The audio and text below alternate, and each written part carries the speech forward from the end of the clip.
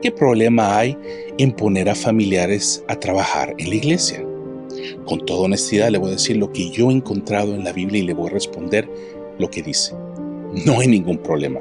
No hay problema en poner a un hijo como pastor de jóvenes o pastor general después del que el padre decida retirarse.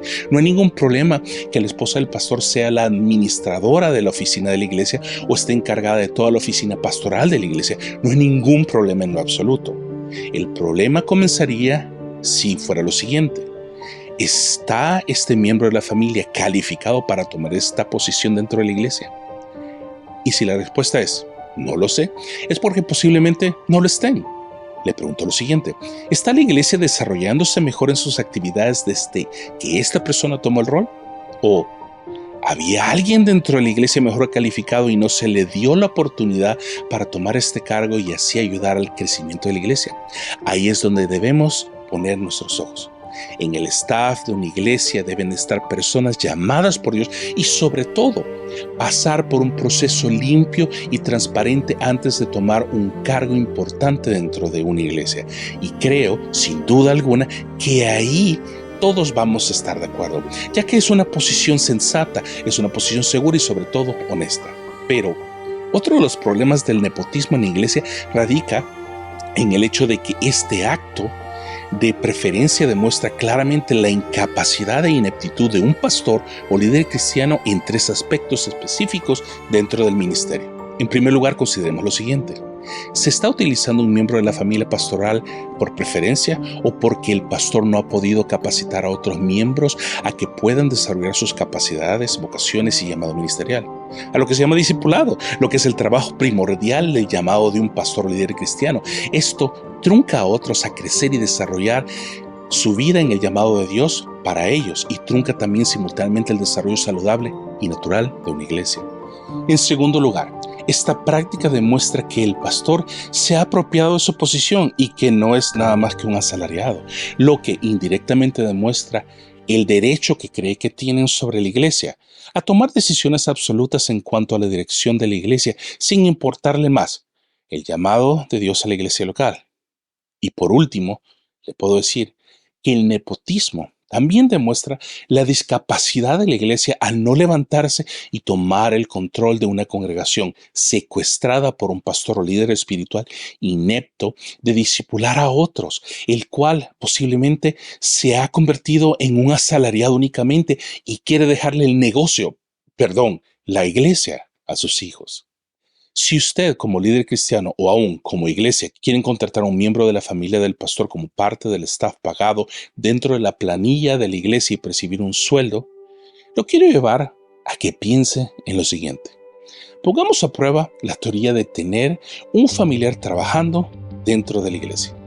Si el hijo, la esposa, el primo o el familiar del pastor trabajan en la iglesia y por cosas de la vida y porque todos somos humanos, esta persona comete una falta, ya sea moral, ética, llámela como sea, a la cual se le debe llamar la atención.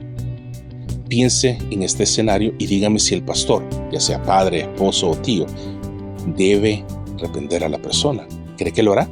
¿Tendrá la autoridad o la capacidad de disciplinar a la persona o aún podrá expulsarlo o quitarle el trabajo al familiar por una falta laboral? La verdad es que no sabemos la respuesta, pero sí podemos ponernos en la posición que ellos mismos desean estar.